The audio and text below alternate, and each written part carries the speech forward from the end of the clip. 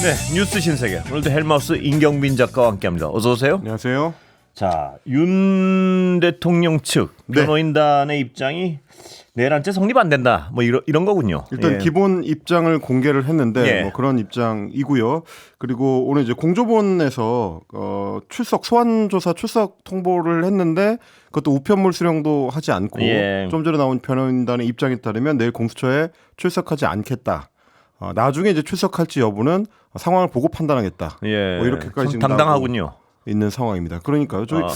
저희 같은 경우에는 이제 여러 검찰 수사 과정들을 이제 지켜봐왔지만 여러 사건들 중에서도 이런 종류의 사건에서 이렇게까지 당당한 자세를 보이는 피의자가 있었나 싶을 정도입니다. 탄핵이 되고 난 뒤에도 여전히 어떤 그 일관성은 있군요. 그 어처구니 없는 태도에는. 네, 지난번에 이제 본인이 직접 밝힌 담화 내용처럼 끝까지 싸우겠다라는 태도를 견지하고 있는 것 같습니다. 일단 윤 대통령 측에서 이제 밝힌 바에 따르면 수사와 헌법재판소의 탄핵 심판 절차를 동시에 할 수가 없기 때문에 조정이 필요하다. 뭐 이런 입장을 오늘 변호인을 통해서 밝혔고요. 그리고 지금 받고 있는 내란 혐의에 대해서는 성립 요건이 되지 않는다. 뭐 이런 식의 주장을 내놨습니다. 석동현 변호사가 오늘 브리핑을 맡았는데 기본적으로 수사 절차와 탄핵 심판 절차가 동시에 할 수는 없다고 본다.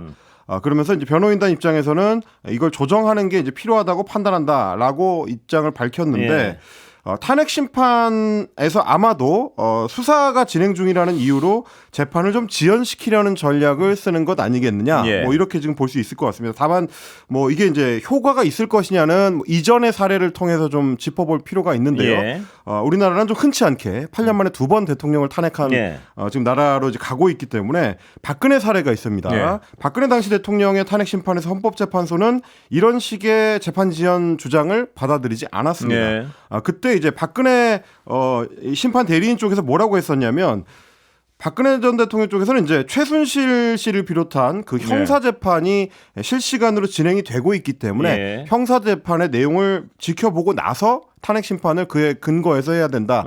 이렇게 주장을 했었는데 비슷한 주장이군요. 그렇습니다. 거의 이제 비슷한 주장을 지금 내놓고 있는 건데, 그러니까 탄핵 소추의 사유를 형사 재판에 준해서 판단을 해야 된다는 거고요. 그러려면 증인이라든지 증거 자료 이런 것들을 이제 하나하나 개별적으로 따져가지고 상황을 판단해봐야 된다라는 주장이고, 그러면서 당시 헌법재판소가 박영수 특별검사팀에 이제 수사 기록을 제출해달라라고 이제 직권 요청을 했는데 여기에 대해서도 이의 신청을 하기도 했습니다. 이거는 아직 재판이 끝난 사안이 아니기 때문에 증거 자료를 미리 받아가지고 헌재에서 판단하는 거는 부당하다. 이런 식의 주장을 했었습니다. 그것 다 역시 마찬가지로 이제 재판을 지연시키고자 하는 목적의 전략이었는데 헌재가 그 당시에 이 주장들을 전부 기각을 했었습니다.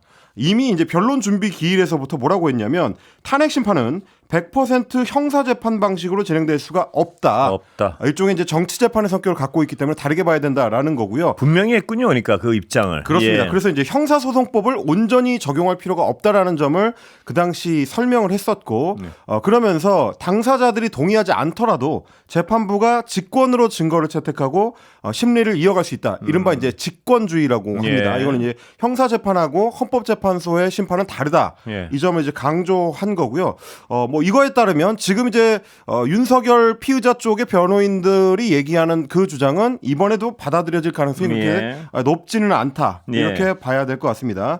그리고 오늘 이제 석동현 변호사가 내란 혐의를 적용하는 거에 대해서 소란을 준 것은 분명한 사실이지만이라고 이제 표현했습니다. 소란을 줬다라고 표현했습니다.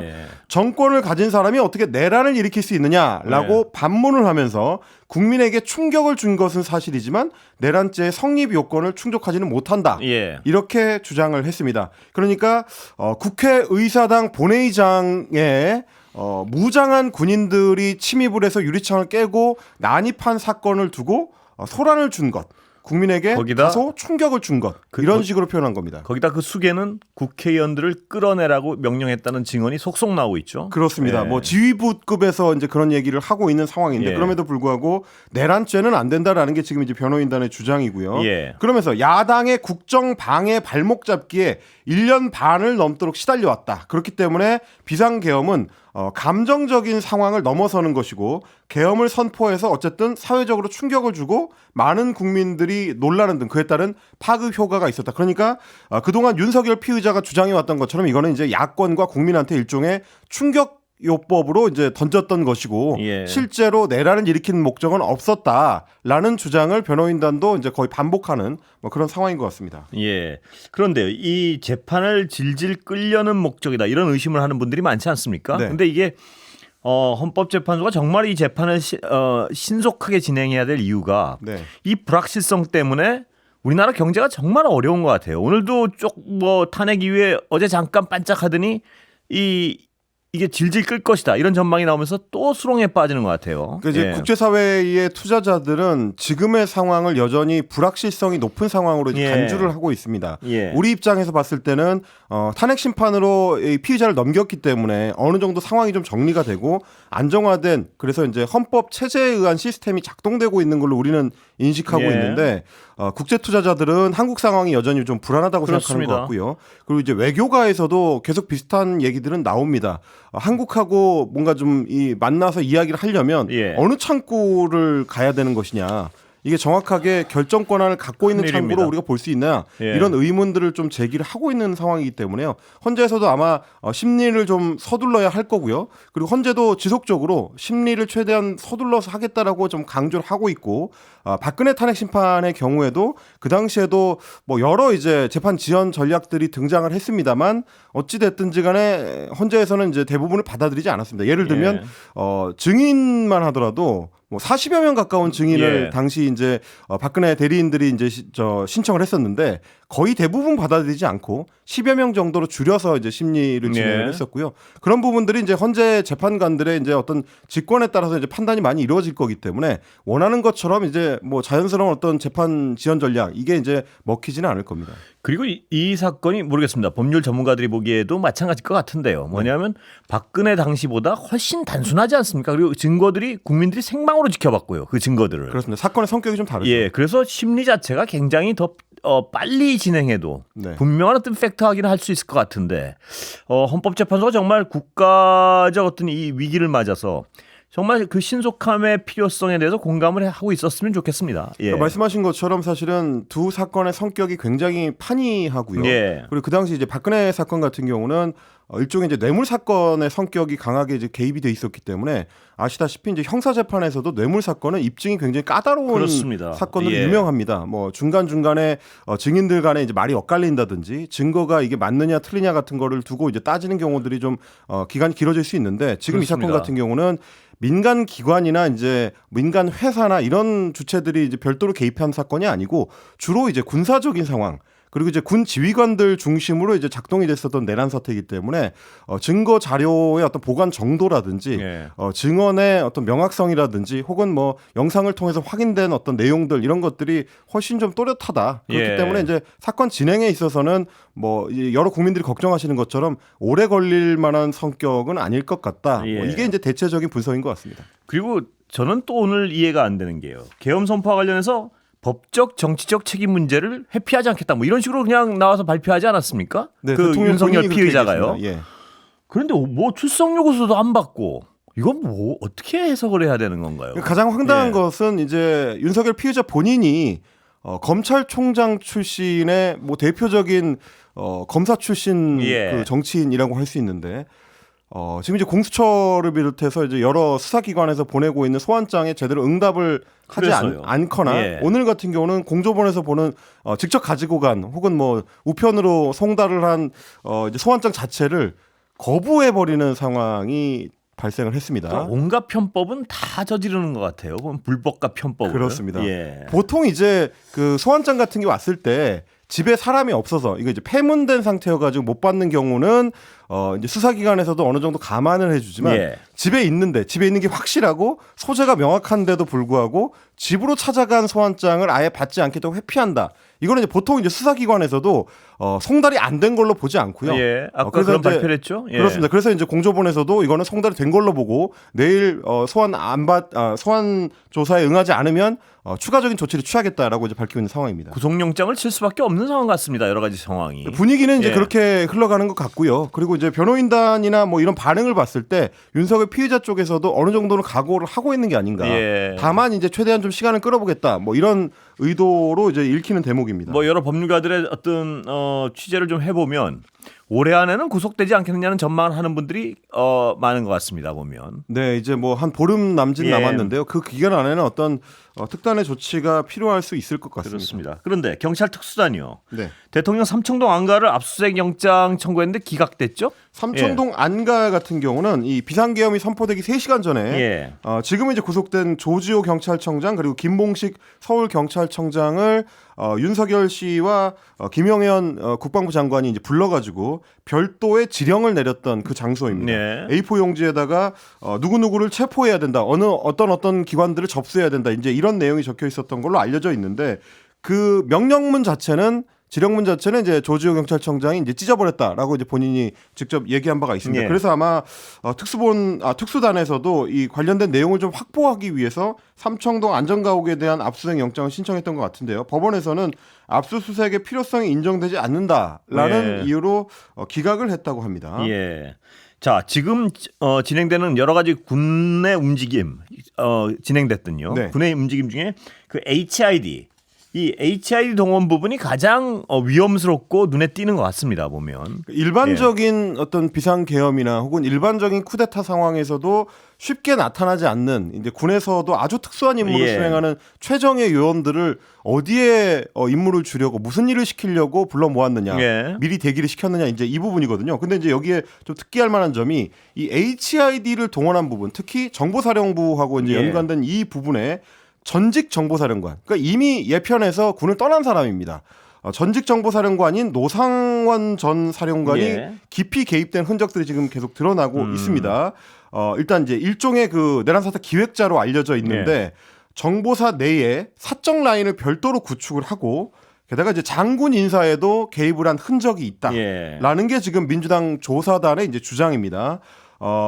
노상원 전 사령관 같은 경우는 일명 돼지부대로 알려져 있는 HID와 별도의 암살조 등을 이제 꾸려가지고 사실상 이들을 이제 조정하거나 통제하면서 별도의 수사단을 꾸려서 계엄 상황에서 컨트롤하려고 한 것 아니냐 이제 이런 의혹을 제기하는 거고요. 그리고 신문단 내에 김모 대령 그리고 사업단장 정모 대령 정보부의 구모 준장 등을 구성을 해서 일명 노상원 라인을 정보사 내에 구축을 해놨다. 그러면서 이제 올드보이라고 불리는 오비들을 이제 별도 조직해서 또 이끌었던 것 아니냐 이런 것들까지 이제 얘기가 나오고 있습니다. 그러니까 원래 군 조직 내에 존재하지 않는 임시 편제를 만들어서 계엄을 사전 준비하고 계엄 때 별도 임무를 주려고 했다. 이게 지금 민주당에서 의심하고 있는 대목입니다. 아직도 해소되지 않는 의문 중에 하나는요. 여기서 셔먼 의원이 저희 방송에서 인터뷰를 했지만요. 그 북한군 복장을 입고 한국이 스스로 자기를 공격해서 그걸 빌미로 어떤 계엄을 강화하거나 이랬다는 어떤 위험성을 제기하지 않았습니까? 뭐 계엄 얘기는 안 했지만요. 구체적으로. 그렇습니다. 그런 상황에서 이 HID라는 게 북한 군복 입고 활동하고 뭐 이런 부대라는 거 아니겠습니까? 굉장히 어떤 위험한 어떤 발상의 중심에 있었던 것 같은데 그 사건의 어떤 본질 실체가 빨리 드러나야 될 것 같습니다. 보면 뭐 그 부분에 있어서는 특히 이제 노상원 전 정보사령관한테 주목하는 게 그 진실을 밝히기 위함일 것 같은데요. 오늘 뭐 여러 가지 관련된 내용들이 보도가 됐습니다. 그런데 12월 3일에 비상계엄을 선포하기 전에 그러니까 이틀 전이었던 12월 1일에 정보사령부의 간부 3명하고 경기도 안산시에 있는 롯데리아 영업점에서 이 사람들이 만나가지고 계엄을 사전에 논의한 정황이 확인이 됐다. 이 보도가 오늘 오후에 좀 눈길을 많이 끌었습니다. 12월 1일 낮 12시부터 1시 사이이고요. 문상호 정보사령관 그리고 정보사 소속의 정모 대령 그리고 김모 대령 이렇게 이제 3명이 노상원 전 사령관하고 이제 롯데리아에서 만났다는 건데 이때 노 전 사령관이 이런 얘기를 했다는 겁니다. 중앙선거관리위원회의 전산 서버를 확인하면 부정선거의 증거를 확보할 수가 있다. 라는 얘기를 직접 언급을 했다는 거고요. 윤석열 피의자의 인식과 동일한 인식이군요. 그러니까. 그렇습니다. 사실상 그 역할을 정보사에 줬다라는 얘기가 되는 거고 이틀 전이니까요. 그 전부터 이미 계엄령 관련된 어떤 준비 작업을 사전 준비 작업을 하고 있었다라는 얘기가 되겠습니다. 그 당시에 이제 참석을 했었던 정 대령 같은 경우는 경찰 조사에서 문상호 사령관이 불러서 나가봤더니 노상원 전 사령관이 왔다. 햄버거를 먹으면서 이야기를 하자고 하더니 중앙선관위 서버를 확인해서 부정선거 증거를 확보해야 된다고 이야기를 했다. 이런 진술이 있었고요. 그러니까 전현직 정보사령관이 롯데리아에서 햄버거를 먹으면서 내란에 가담하라는 지시를 군 고위 간부한테 내린 뭐 그런 상황인 겁니다. 여기에 대해서 이제 경찰청 국수본에서는 이 해당 그 매장에 이제 CCTV 영상을 확보를 했고 JTBC도 취재한 내용을 보니까 경찰이 이미 며칠 전부터 찾아와서 내용 확인을 했고 CCTV 영상을 제공받았다. 뭐 이런 내용이 지금 확인이 된 상황입니다. 그런데 이 문상호 정보사령관도 굉장히 좀 주목받고 있는 인물인데요. 네. 이 계엄의 역할과 관련해서 거짓 진술을 지시했다 이런 증언들도 나오고 있는 것 같습니다. 사실 이제 문상호 정보사령관 같은 경우는 이제 지난 국회에 나와서 이제 증언을 할 때 그 태도 문제로 애초에 지적을 좀 많이 당했었습니다. 그때 이제 상황을 보시면 10일인데요. 지난 10일에 국방위원회에서 계엄 선포 당일 오전에 처음으로 김용현 당시 국방부 장관으로부터 계엄 관련된 지시를 받았다라고 거짓 진술을 한 게 이번에 확인이 됐습니다. 계엄을 사전에 준비했거나 알고 있지 못했다라는 식으로 이제 부인을 한 건데 이제 수사가 진행이 되면서 국회에서 했었던 증언들이 대부분 거짓이었다는 게 지금 밝혀지고 있는 상황이고요. 문상호 사령관하고 노상원 전 정보사령관 같은 경우는 적어도 11월부터는 조직적으로 계엄 상황을 준비해 온 사실이 수사 당국을 통해서 지금 확인이 되고 있는 그런 상황입니다. 예. 자, 국민의힘에서요. 헌법재판관 관련해 가지고 지금 3명이 부족하지 않습니까? 정원에서. 근데 이 대행 체제에서는 3명을 임명할 수 없다. 이런 주장을 하고 나온 것 같은데요. 지금 딱 6명이 지금 심리를 진행해야 되는 상황이라서 국회에서는 나머지 3명의 결혼을 채우기 위한 인사청문회가 추진이 되고 있는데 여기에 대해서 이제 권성동 국민의힘 원내대표 대표 직무대행이 이거는 권한대행 체제에서는 임명이 불가능하다. 이런 주장을 오늘 아침부터 하고 있습니다. 일단 대통령 권한대행은 대통령 권리 시에는 헌법재판관을 임명할 수 있지만 지금은 직무정지 상태이기 때문에 임명할 수 없다고 봐야 된다. 그러니까 대통령의 탄핵이 확정되기 전까지는 직무정지 상태에서는 임명할 수 없다. 이런 주장을 내놓은 건데요. 그런데 여기에 대해서 헌법재판소가 사실상 반박을 하고 나섰습니다. 오늘 헌재 공보관 이진 공보관이 얘기하기로는 대통령 권한대행의 재판관 임명에 관련해서는 예전에 황교안 권한대행이 임명을 했던 사례가 있다. 이렇게 이제 정리를 했습니다. 한마디로 정리를 했군요. 헌법재판소. 잠깐 광고 듣자. 국민의힘에서요. 헌재에서 얘기한 사례는 이겁니다. 이제 2017년 3월인데요. 그 당시에 이제 박근혜 전 대통령의 탄핵으로 권한대행을 맡았던 황교안 당시 이제 국무총리가 그 당시 이선의 재판관, 이때는 이제 양승태 대법원장의 몫으로 추천이 이루어졌습니다. 이선의 재판관을 임명했던 사례가 있다. 이 부분은 이제 지적을 한 거고요. 지금 국회 청문회를 앞두고 있는 인사청문회 앞두고 있는 재판관 3명은 국회 몫으로 배정이 돼 있는 이제 헌재 재판관 후보자들입니다.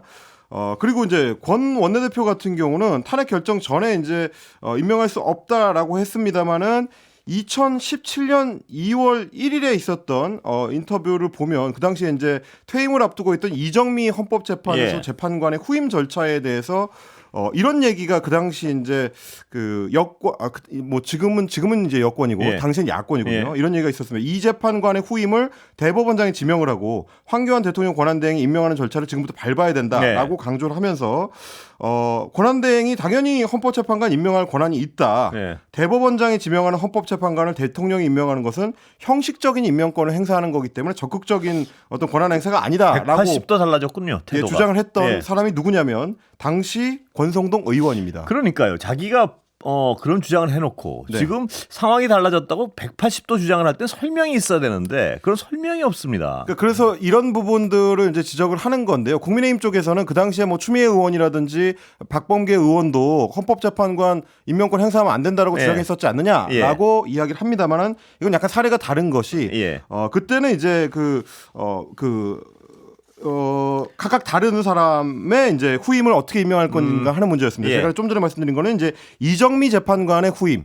그 당시에는 이제 대법원장의 추천으로 임명됐던 사람을 추가로 후임 인선하는 문제였고요. 추미애 의원이나 박범계 의원이 이제 반대했던 내용은 이제 박한철 헌재 소장의 후임을 어떻게 할 거냐는 문제였습니다. 그런데 박한철 헌재 소장은 대통령이 임명권을 행사한 대통령이 추천한 인사였기 때문에 무슨 차이인지 알겠습니다. 그렇습니다. 권한대행이 대통령의 임명권 혹은 추천권까지 직접적으로 침해하면 안 된다라는 얘기였기 때문에 약간의 차이가 있다. 이 부분 좀 감안하고 보셔야 될 것 같습니다. 그리고 헌재도 딱 잘라서 황교안 대행 때 한 적 있다 이런 얘기는 허용된다 이 얘기 아닙니까? 헌재 그렇습니다. 해석은. 그리고 오늘 이제 국회에서도 헌재 재판관 후보자 3명한테도 비슷한 질문을 했는데 후보자들 모두 국회 몫의 이 추천에 대해서는 임명권 행사할 수 있다. 근데 공선동 대표가 이런 어떤 분명히 자기도 알면서 이런 주장을 하는 이유는 6명 가지고 결과를 받아보고 싶다. 뭐 이런 의도죠 지금? 어떻게 보면 이제 일종의 기각이 되는 요행수를 바라는 것일 수도 있고요. 지연을 시켜보려는 어떤 의도를 갖고 있는 것일 수도 있는데 지금 분위기로 봐서는 이제 잘 먹힐 상황은 아닌 것 같긴 합니다. 자, 이 얘기를 꼭 하고 넘어가려고 제가 좀 서둘렀는데요. 검찰의 변신은 정말 변화무쌍합니다. 뭐냐면 그 변화의 속도가요. 건진법사를 체포했죠? 네, 김건희 여사하고 이제 상당히 깊은 관련이 있는 인물로 알려진 코바나 콘텐츠에 이제 고문을 지내기도 했었고요. 윤석열 대통령의 대선 캠프에서도 활동한 걸로 알려진 무속인입니다.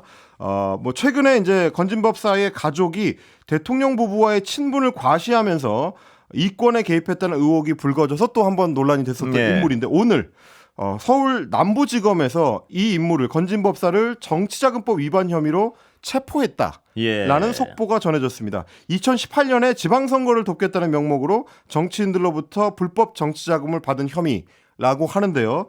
2018년이면 벌써 6년 전인데 윤석열 대통령이 탄핵당하기 전에 이걸 몰랐나요? 검찰이 그렇게 그렇습니다. 이게 이제 윤석열 대통령 당시가 또 아니기 때문에 어떤 의미가 담긴 어떤 체포냐 이런 것까지도 좀 이제 체크를 해봐야 될 것 같습니다. 검찰의 변신은 정말 그 속도감에 있어서 누구도 따라가지 못하는 것 같아요. 그렇습니다. 이거 이런 사안을 알고 있었다면 조금 더 빨리 수사를 할 수도 있지 않았을까라는 의문이 좀 들긴 합니다. 참 공교롭습니다. 그토록 어떤 윤석열 대통령이 탄핵당한 직후에 이런 체포를 하고 앞으로 얼마나 변신할지 한번 지켜봐야 될 것 같습니다. 검찰이. 오늘 말씀 여기까지 들을까요? 여기까지 듣겠습니다. 감사합니다. 고맙습니다. 임경빈 작가였습니다.